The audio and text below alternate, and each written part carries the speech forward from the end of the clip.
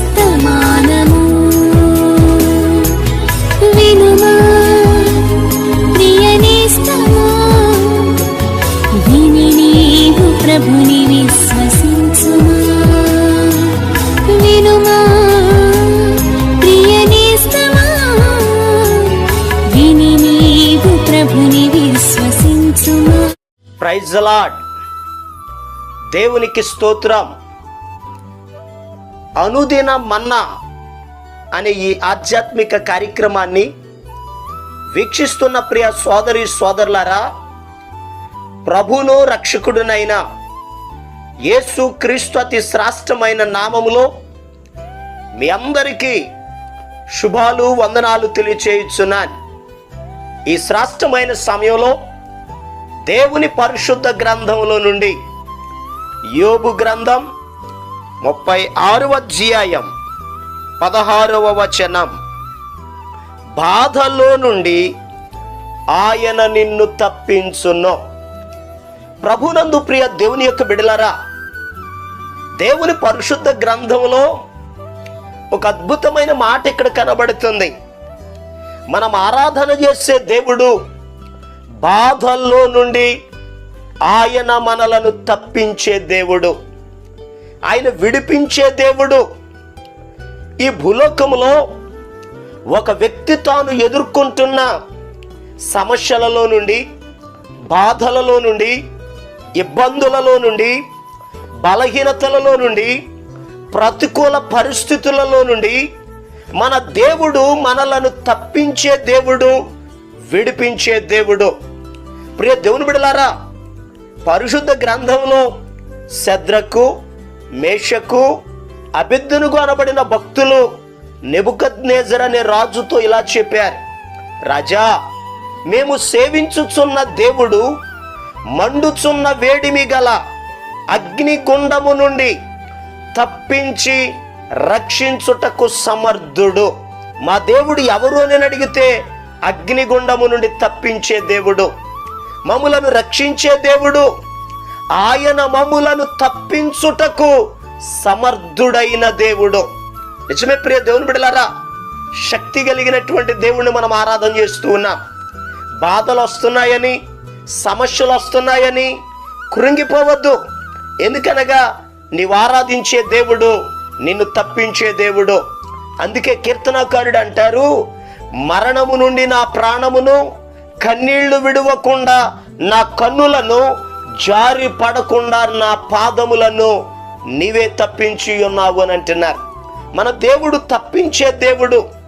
ఇశ్రాయేలీల ప్రజలు కూడా ఐగుప్తు దేశములో వారు బాధలలో ఉన్నప్పుడు, బంధకాలలో ఉన్నప్పుడు మోషేతో ప్రభు చెప్తారు, మోషే, నా ప్రజల బాధను నిదానించి చూచాను, వారిని విడిపించడానికి నేను దిగి వచ్చాను అని అన్నారు.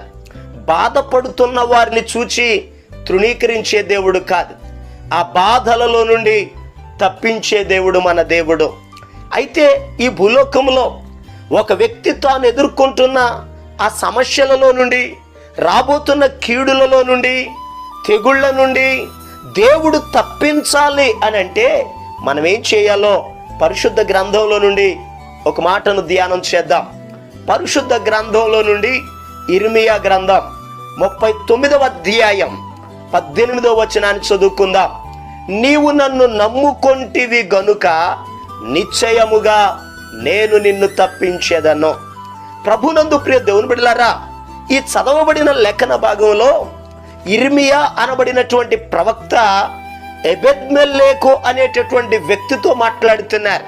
అయ్యా, నువ్వు దేవుణ్ణి నమ్ముకున్నావు గనుక దేవుడు నిన్ను తప్పిస్తాడు. నిజమే, ఆ దినాలలో యూదా దేశం మీదకి కీడు రాబోతా ఉంది. ఇర్మియా ప్రవక్తతో దేవుడు మాట్లాడాడు, ఇర్మియా, దేశంలోనికి వెళ్ళి యెరూషలేము వీధులలో ఒక మాటను ప్రకటించు.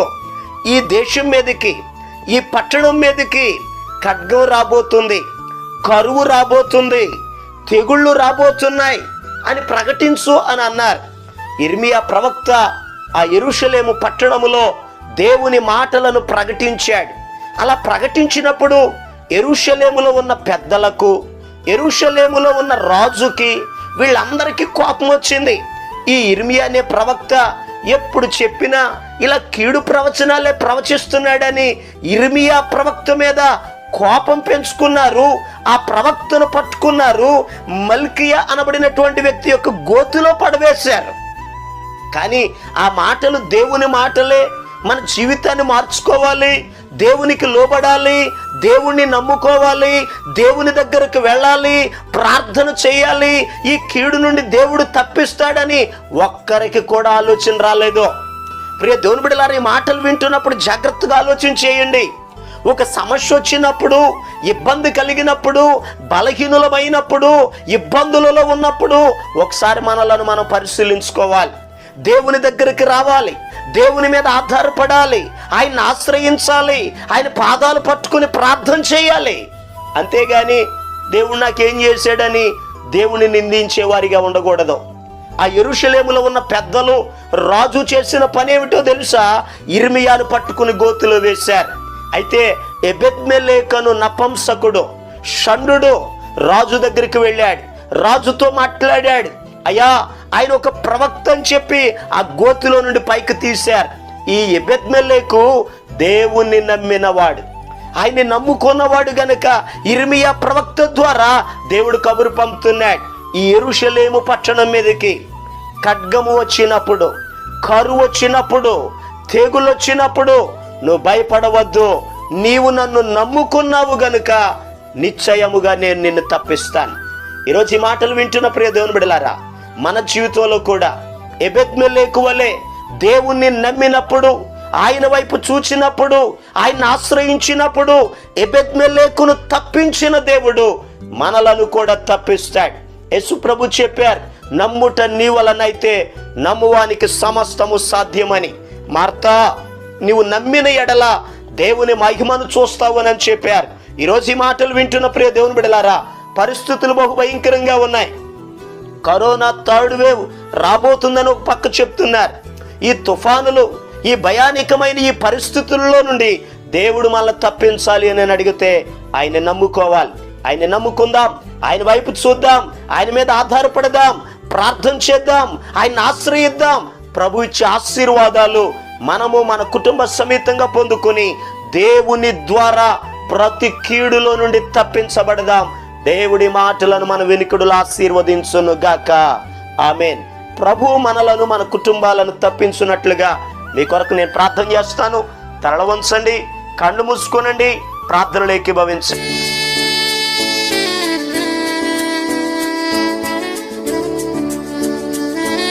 మహాపరిశుద్ధుడును అత్యంత కృపా కనికరాలు కలిగిన మా యేసయ్యా, నీకు వందనాలు చెల్లిస్తున్నాను.